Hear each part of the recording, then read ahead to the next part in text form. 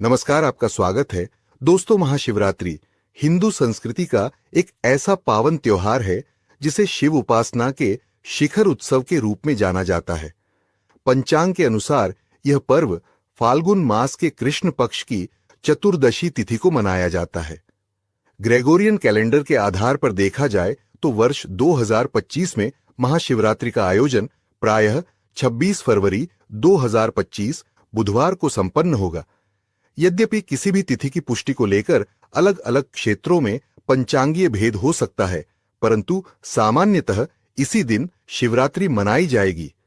प्रातःकाल से देर रात तक इस दिन श्रद्धालुओं का सैलाब मंदिरों में उमड़ता है, जहां भगवान शिव का रुद्राभिषेक, रात्रि जागरण, भजन कीर्तन और विविध अनुष्ठान होते हैं।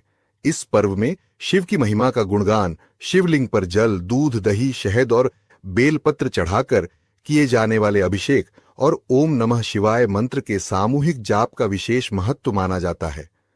शिव के प्रति जनसामान्य में व्यापक सम्मान और श्रद्धा का कारण उनकी लोकधर्मिता है। शिव का रूप कहीं औघड़दानी है तो कहीं नटराज के भव्य रूप में उनका सार्वभौमिक नृत्य दिखाई पड़ता है।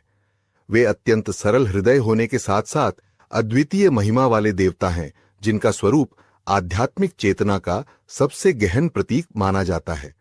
महाशिवरात्रि वह रात है जिसमें प्रकृति और परमात्मा का संगम होता है, जहां भक्तों को अपनी साधना और भक्ति के माध्यम से शिव तत्व का बोध करने का सुगम मार्ग मिलता है। शिव स्वयं निराकार भी हैं और साकार भी। शिवलिंग के रूप में उनकी पूजा पूरे भारत में प्रचलित है। ऐसी मान्यता है कि शिवलिंग की प्रतिष्ठा भगवान शिव के अनादि अनंत स्वरूप का प्रतीक है, जिसे सीमाओं में बांधना संभव नहीं है। शैव मत और अन्य हिंदू परंपराओं में महाशिवरात्रि मनाए जाने के पीछे कई कथाएं प्रसिद्ध हैं। पहली मान्यता यह है कि इसी पावन रात्रि को भगवान शिव और माता पार्वती का विवाह संपन्न हुआ था। शिव ने सती के त्याग के बाद जगत से विरक्त होकर कठोर तप में लीन होने का मार्ग चुना, लेकिन पार्वती ने जन्म लेकर अत्यंत घोर तपस्या की और शिव को पति रूप में पाने का संकल्प लिया। पार्वती की निष्ठा और समर्पण से प्रसन्न होकर शिव ने उन्हें वरण किया और फाल्गुन कृष्ण चतुर्दशी की उस अलौकिक रात्रि में दोनों का विवाह हुआ। इसी कारण महाशिवरात्रि को शिव पार्वती के महामिलन का उत्सव भी कहा जाता है, जहां प्रकृति, पार्वती और परम चेतना शिव का पावन सामंजस्य दिखाई पड़ता है। एक दूसरी लोकप्रिय कथा समुद्र मंथन से जुड़ी है। देवताओं और दानवों ने अमृत निकालने के लिए क्षीर सागर का मंथन किया था, जिसमें अनेक मूल्यवान रत्नों के साथ साथ भयानक हलाहल विष भी निकला। यह विष इतना प्रचंड था कि समस्त सृष्टि के विनाश का कारण बन सकता था। तब भगवान शिव ने संसार की रक्षा के लिए उस विष को अपने कंठ में धारण कर लिया, जिसके परिणाम स्वरूप उनका कंठ नीला पड़ गया और वे नीलकंठ कहलाए। इसे शिव का परोपकार और उदार हृदय का प्रमाण माना जाता है। किंवदंती है कि विष धारण करने की यह दिव्य लीला महाशिवरात्रि की पावन रात्रि में ही संपन्न हुई थी। अतः इस दिन को शिव की करुणा और त्याग का स्मरण करते हुए बड़े ही आदर और भक्ति से मनाया जाता है। तीसरी धारणा यह भी है कि महाशिवरात्रि की रात को ही शिवलिंग का प्राकट्य हुआ था, अर्थात अनादि अनंत अग्निस्तंभ के रूप में शिव ने स्वयं को प्रकट किया, जिसके ओर छोर को ब्रह्मा और विष्णु भी न देख पाए। यह प्रमाणित करता है कि शिव संपूर्ण विश्व की परम चेतना है, जो किसी एक रूप में बंधे हुए नहीं है। शिवलिंग इसी निराकार से साकार की प्रतीकात्मक अभिव्यक्ति है, जिसकी पूजा का विशेष विधान महाशिवरात्रि पर किया जाता है।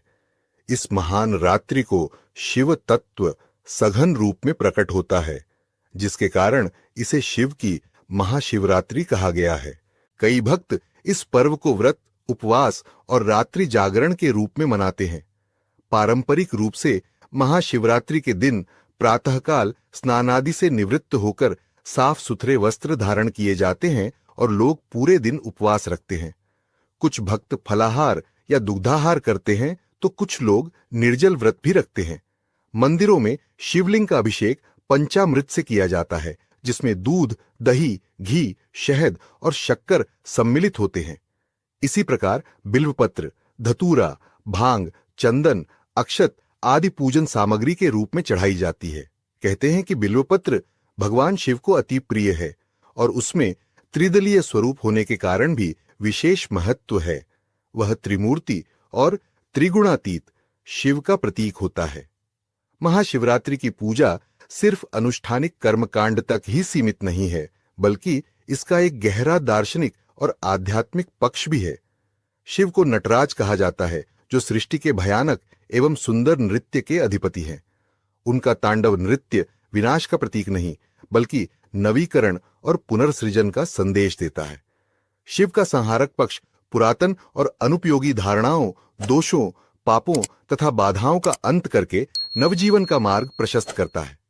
उनके धारण किए हुए प्रतीकों, जटाओं में गंगा, माथे पर अर्धचंद्र, गले में सर्प और शरीर पर भस्म, सब मिलकर प्रकृति के साथ उनके सामंजस्य को रेखांकित करते हैं। जब शिवलिंग का अभिषेक करते हैं तो एक अर्थ में हम पंच तत्वों पृथ्वी, जल, अग्नि, वायु, आकाश का आभार प्रकट करते हैं और यह अनुभव करते हैं कि शिव उन सभी तत्वों से परे लेकिन उनके आधार भी हैं। ओम नमः शिवाय मंत्र इन 5 तत्वों को समेटने वाला पंचाक्षरी मंत्र कहलाता है, जिसके जाप से भक्त अपने भीतर की चेतना को जागृत करता है और एक गहन आध्यात्मिक शांति का अनुभव करता है। महाशिवरात्रि की रात्रि इस साधना में संलग्न रहने का बेहतरीन अवसर होती है, क्योंकि यह रात ऊर्जा और सूक्ष्म जगत की दृष्टि से अत्यंत फलदायी मानी जाती है। पौराणिक कथाओं के साथ साथ महाशिवरात्रि का बड़ा सांस्कृतिक महत्व भी है। पूरे भारतवर्ष में इस दिन शिवालयों और ज्योतिर्लिंगों पर बड़े बड़े मेलों का आयोजन होता है। विशेषतः काशी विश्वनाथ, वाराणसी, सोमनाथ गुजरात, श्रीशैलम आंध्र प्रदेश, महाकालेश्वर उज्जैन, त्र्यंबकेश्वर महाराष्ट्र, रामेश्वरम तमिलनाडु, काठमांडू स्थित पशुपतिनाथ नेपाल सहित 12 ज्योतिर्लिंगों में लाखों श्रद्धालु इस पावन पर्व पर दर्शन के लिए उमड़ते हैं। इन स्थानों पर रात्रि जागरण और जलाभिषेक का भव्य आयोजन देखने को मिलता है। सामूहिक रूप से शिव आराधना के समय हर हर महादेव के जयघोष की गूंज चारों दिशाओं में सुनाई पड़ती है, जिससे भक्ति और उत्साह का अनोखा वातावरण बनता है। महिलाओं में इस त्योहार की विशेष महत्ता है। शिव पार्वती का विवाह इस बात का प्रतीक है कि ईश्वर और प्रकृति का मिलन, सत्य और शक्ति का एक दूसरे के बिना अधूरा होना जीवन के संतुलन की ओर संकेत करता है। कुंवारी कन्याएं महाशिवरात्रि के व्रत का पालन इस कामना से करती हैं कि उन्हें भी शिव समान सात्विक और योग्य जीवन साथी मिले। वहीं विवाहित महिलाएं अपने दाम्पत्य जीवन में प्रेम, सौहार्द और समृद्धि बनाए रखने के लिए इस दिन शिव पार्वती का पूजन करती हैं। इस प्रकार पारिवारिक और सामाजिक स्तर पर भी यह पर्व प्रेम, त्याग और समर्पण की भावना को बल देता है। दर्शन और अध्यात्म की दृष्टि से देखा जाए तो शिव का रूप मानव के भीतर छिपी असीम चेतना का प्रतिरूप है। महाशिवरात्रि आत्मचिंतन और ध्यान के लिए उत्तम समय माना जाता है। योग और तंत्र साधना करने वाले साधक इस दिन या रात को विशेष ध्यान, प्राणायाम और जाप करके अपनी कुंडलिनी शक्ति को जागृत करने का प्रयास करते हैं। शिव ध्यान में लीन होने से चित्त में निर्मलता आती है। क्रोध, लोभ, मोह जैसी नकारात्मक वृत्तियां नियंत्रित होने लगती हैं और जीवन में एक नई ऊर्जा का संचार होता है। शिव संहार से भी जुड़े हुए हैं, परंतु उनका संहार रचनात्मक होता है। वह पुरानी और अनुपयोगी संरचनाओं को तोड़कर एक नए सृजन का मार्ग तैयार करता है। समुद्र मंथन की कहानी प्रतीक है कि जीवन में जब कठिनाइयां आती हैं तो हमें भागने की बजाय उनका सामना करना चाहिए। शिव की तरह विष को न उगलना है न निगलना है, बल्कि कंठ में थामकर उसे निष्प्रभावी करना है। आज के आधुनिक युग में अनेक प्रकार के मानसिक तनाव, प्रतिस्पर्धा, पारिवारिक उलझने और सामाजिक चुनौतियां हमारे सामने आती हैं। शिव की उपासना या उनके आदर्श हमें सिखाते हैं कि हम अपनी परेशानियों से हार न मानें, बल्कि उन्हें रोककर उनके दुष्प्रभाव से स्वयं को और दूसरों को बचाएं। इस दृष्टि से महाशिवरात्रि केवल एक धार्मिक अनुष्ठान नहीं है, बल्कि मनोवैज्ञानिक और आध्यात्मिक प्रेरणा का स्रोत भी है। भारत के अलावा विश्व के अनेक देशों में बसे हुए हिंदू और भारतीय मूल के लोग भी महाशिवरात्रि पूरी श्रद्धा से मनाते हैं। America, Britain, Canada, Mauritius, Fiji, Malaysia इत्यादि में शिव मंदिरों या हिंदू मंदिरों में इस दिन सामूहिक पूजा, रात्रि जागरण और शिव महिमा के भजनों का आयोजन होता है। भारतीय संस्कृति से जुड़े लोग चाहे जहां रहें, वे इस पर्व के माध्यम से अपने मूल धर्म और परंपराओं को जीवंत रखते हैं। यह पर्व प्रवासी भारतीयों को न केवल अपनी जड़ों से जोड़े रखता है, बल्कि स्थानीय लोगों को भी भारतीय संस्कृति की गहराई और शिव दर्शन से परिचित कराने का माध्यम बनता है। शिव की प्रतिष्ठा एक ऐसे देव के रूप में है जो सरलता से प्रसन्न हो जाते हैं और अपने भक्तों पर वरदान की वर्षा करते हैं, इसलिए उन्हें आशुतोष कहा जाता है। अपने भक्तों को सभी प्रकार से परिपूर्ण करने वाले शिव आस्था और आचरण के मध्य एक दृढ़ सूत्र की तरह जुड़े हैं। उनका रूप कहीं योगी का है तो कहीं गृहस्थ का। यही द्वैत उनके स्वरूप को सार्वभौमिक बनाता है। उनकी जटाओं में मां गंगा का वास, मस्तक पर चंद्रमा, गले में सर्प, हाथों में डमरू, तीसरा नेत्र, सभी प्रतीक मिलकर यह दर्शाते हैं कि शिव समस्त चेतन अचेतन जगत के अधिपति हैं। इसीलिए उनकी अर्चना का फल हर व्यक्ति को अपने जीवन स्तर और प्रयोजन के अनुसार प्राप्त होता है। महाशिवरात्रि का व्रत आध्यात्मिक लाभ के साथ साथ स्वास्थ्य के लिए भी हितकर माना जाता है।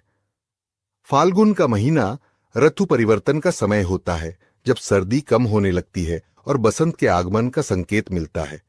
ऐसे समय में यदि शरीर को एक दिन का उपवास दिया जाए तो पाचन तंत्र को विश्राम मिलता है। शरीर की अतिरिक्त ऊर्जाएं मस्तिष्क और हृदय की ओर केंद्रित होती है, जिससे हम मानसिक रूप से अधिक सतर्क हो पाते हैं। यही कारण है कि इस पर्व पर रात भर जागरण और प्रातः काल में फिर से जलाभिषेक का विधान बना है। आध्यात्मिक दृष्टि से जागरण का अर्थ सिर्फ सोने न सोने से नहीं है, बल्कि अपने चित्त की अज्ञान निद्रा से जागना भी है। महाशिवरात्रि के दिन कुछ महत्वपूर्ण उपाय करने चाहिए। इस दिन विशेष रूप से गौमाता की सेवा करने से विशेष फल प्राप्त होता है। दोस्तों, शास्त्रों में गाय को माता कहा गया है और समस्त देवी देवता भी इनका पूजन करते हैं। गायों के 6 अंग गोबर, मूत्र, दुग्ध, दधि और घृत ये अत्यंत पवित्र और शुद्धि के साधन भी हैं। गोबर से बिल्व वृक्ष उत्पन्न हुआ, उसमें लक्ष्मी विद्यमान है, इसलिए इसे श्रीवृक्ष कहा जाता है। गोबर से ही कमल के बीज उत्पन्न हुए हैं। गोमूत्र से गुग्गुल की उत्पत्ति हुई है, जो देखने में प्रिय और सुगंध युक्त है, जो सभी देवों का आहार है। संसार में मूलभूत गोदुग्ध से उत्पन्न है। सभी मांगलिक पदार्थ दही से उत्पन्न है। घी से अमृत उत्पन्न होता है, जो देवों की तृप्ति का साधन है। गाय से ही यज्ञ प्रवृत्त होता है। गौ माता के शरीर में 33 कोटि देवी देवताओं का निवास होता है। गाय एक अत्यंत पवित्र, निर्मल, शांत, निष्पाप जीव है। ऋग्वेद में इसे संसार का पालन पोषण करने वाली कामधेनु माता कहा गया है। इसके दर्शन मात्र से मनुष्य के हजारों पाप नष्ट हो जाते हैं। इसीलिए कभी इस निष्पाप गौ माता पर अत्याचार नहीं करना चाहिए। गाय को कभी मारना नहीं चाहिए और कभी उन्हें कष्ट नहीं देने चाहिए। गाय को मारना शास्त्रों में सबसे बड़ा पाप माना गया है। जो मनुष्य गाय की निस्वार्थ भाव से सेवा करेगा, वह सुख समृद्धि प्राप्त करेगा। जो स्त्री रसोई में बनी पहली रोटी गौ माता को खिलाएगी, वह सदा सुहागिन और सौभाग्यशाली रहेगी। जो लोग अपने घर में गाय से प्राप्त पंचगव्य को घर में रखेगा, उसके घर में कभी दुख दरिद्रता नहीं आएगी। जो व्यक्ति प्रतिदिन किसी न किसी तरह से गौ माता की सेवा करता है, वह सबसे अधिक पुण्यवान बन जाता है। शास्त्रों में गौ माता को मां लक्ष्मी का रूप माना गया है, इसीलिए उनकी पूजा करने से दरिद्रता दूर होती है। प्राचीन काल से ही गौ माता की सेवा और संरक्षण करने की परंपरा चली आ रही है। कई ऋषि मुनि अपनी कुटिया में गायों का पालन करते थे तथा राजा महाराज गायों का दान करते थे। गायों के दान को सबसे बड़ा दान कहा गया है। गाय का दान करने से सभी जन्मों के पाप नष्ट हो जाते हैं और मनुष्य को मोक्ष की प्राप्ति होती है। गौ माता के दर्शन करना बहुत शुभ होता है। शास्त्र कहते हैं, रोज सुबह गाय के दर्शन होने से पुण्य की प्राप्ति होती है और सुबह गोबर के दर्शन होने से लक्ष्मी की प्राप्ति होती है। अगर किसी महत्वपूर्ण कार्य के लिए जा रहे हैं और अचानक ही गौ माता आपके रास्ते में आ जाती है तो वह कार्य निश्चित ही सफल हो जाता है। किसी भी यात्रा पर निकलते समय अगर गौ माता के दर्शन हो जाए तो वह यात्रा सुखपूर्वक पूर्ण हो जाती है, इसमें संशय नहीं है। कुंडली में यदि पितृ दोष होता है तो अन्य उपायों के साथ साथ गौ माता को प्रतिदिन रोटी और घास खिलाने से लाभ होता है और पितृ दोष से मुक्ति मिलती है। इसी तरह कुंडली में यदि शनि की 7.5 या महादशा है तो हर शनिवार और अमावस्या को काले रंग की गाय को घास या रोटी खिलाएं और उसकी पूजा करें, इससे शनि दोष कम होता है। गौमूत्र यानी कि गाय का मूत्र बहुत ही उपयोगी, पवित्र और स्वास्थ्य की दृष्टि से अत्यंत हितकारी होता है। आध्यात्मिक दृष्टि से तो गौमूत्र का महत्व है ही, साथ ही वैज्ञानिक और स्वास्थ्य की दृष्टि से भी गौमूत्र के बहुत से लाभ बताए गए हैं। गौमूत्र में बहुत से खनिज पदार्थ और स्वास्थ्यवर्धक तत्व होते हैं जो हमारे शरीर की शुद्धि करते हैं और बहुत से रोगों से भी बचाते हैं। साथ ही गौमूत्र छिड़कने से वातावरण में शुद्धता और पवित्रता व्याप्त हो जाती है। इसीलिए हमारे शास्त्रों में शरीर को निरोगी रखने के लिए प्रतिदिन गौमूत्र का सेवन करने तथा घर में गौमूत्र छिड़कने के लिए कहा गया है। कुंडली में शुक्र ग्रह की स्थिति को मजबूत करने के लिए ज्योतिष शास्त्र के अनुसार सुबह के भोजन में सबसे पहली रोटी निकालकर एक सफेद गाय को खिलाना शुभ माना जाता है।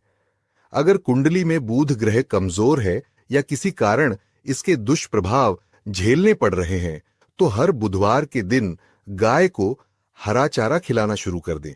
इससे बुध से जुड़े दुष्प्रभाव दूर होंगे और आपको तमाम समस्याओं का हल मिल जाएगा।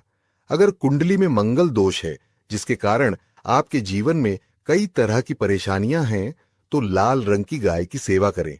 मंगलवार के दिन गाय का पूजन करें और उसे गुड़ और चने आदि खिलाएं। बृहस्पति ग्रह को जीवन के सभी मांगलिक कार्यों का कारक माना जाता है। ऐसे में अगर किसी व्यक्ति के जीवन में विवाह आदि मांगलिक कार्यों में विघ्न निर्माण हो रहे हैं तो उन लोगों को कुंडली में बृहस्पति ग्रह की स्थिति को मजबूत करने के लिए रोटी पर गुड़ और चने रखकर गाय को खिला देना चाहिए। इससे शुभ परिणाम प्राप्त होते हैं। अगर घर में अशांति है, लड़ाई झगड़े होते रहते हैं तो घर में सुख शांति बनाए रखने के लिए घर के अंदर गाय के गोबर से बने उपले को जलाना चाहिए और उसका धुआं संपूर्ण घर में फैलाना चाहिए। इससे घर की नकारात्मक ऊर्जा नष्ट होती है और सकारात्मक ऊर्जा में वृद्धि होती है। गाय के दूध, दही, घी, गोबर और गौमूत्र से बनने वाले मिश्रण को पंचगव्य कहते हैं। पंचगव्य को पापनाशक कहा जाता है और हिंदुओं की एक धार्मिक विधि प्रायश्चित करने में इसका उपयोग किया जाता है। पंचगव्य को बनाने वाली सभी वस्तुएं अत्यंत उपयोगी होती है जो स्वास्थ्य के लिए लाभदायक तो है ही, साथ ही औषधीय गुणों से भी भरपूर है। अगर द्वार पर गौ माता आती है तो उसे बिना रोटी खिलाए जाने मत देना, नहीं तो दुर्भाग्य का सामना करना पड़ेगा, क्योंकि जिसके द्वार से गाय बिना कुछ प्राप्त किए लौट जाती है उसके घर से लक्ष्मी भी चली जाती है। प्रत्येक स्त्री को प्रतिदिन गाय के लिए एक रोटी बनानी चाहिए और प्रेम से गौ माता को खिलानी चाहिए। इससे गौ माता का आशीर्वाद प्राप्त होता है और मन की इच्छाएं पूर्ण होती है। कुछ लोग गौ माता को बासी भोजन अथवा जूठन खिला देते हैं। इसे शास्त्रों में पाप माना गया है। आप किसी अन्य पशु को खिला सकते हैं लेकिन गाय को कभी जूठन नहीं खिलाना चाहिए। भूख लगने के कारण गौ माता उस अन्न को ग्रहण तो कर लेती है लेकिन इसका पाप उस व्यक्ति को लगता है जो गौ माता को ऐसा बासी भोजन खिलाता है। गाय एक शाकाहारी और पवित्र पशु है, इसीलिए गाय के भोजन में कभी मांस, अंडे आदि चीजें नहीं डालनी चाहिए। ऐसा करने से महापाप लगता है।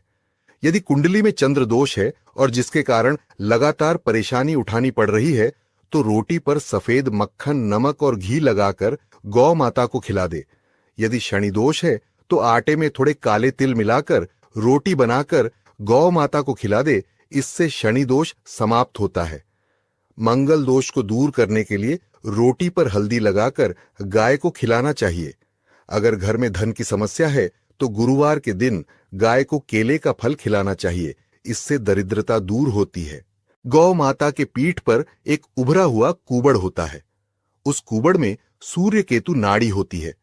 जब भी द्वार पर गौ माता पधारे तो इस कुबड़ को एक बार जरूर स्पर्श करे। इससे जीवन से सभी रोगों का अंत होगा और धन संपत्ति की प्राप्ति होगी।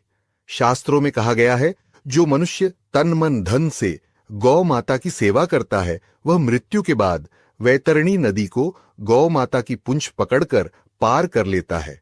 उस व्यक्ति की अकाल मृत्यु नहीं होती है और उसे मोक्ष की प्राप्ति होती है। जिस व्यक्ति के भाग्य की रेखा सोई हुई है, अगर वह व्यक्ति अपनी हथेली पर गुड़ रखकर गौ माता की जीभ से चटाता है तो उसकी सोई हुई भाग्य रेखा खुल जाती है और उसका दुर्भाग्य सौभाग्य में परिवर्तित हो जाता है। उम्मीद है जानकारी पसंद आई होगी। वीडियो को लाइक जरूर करें, कमेंट में हर हर महादेव अवश्य लिखें। साथ ही चैनल को सब्सक्राइब करें ताकि ऐसी ही आध्यात्मिक जानकारी आपको प्राप्त हो।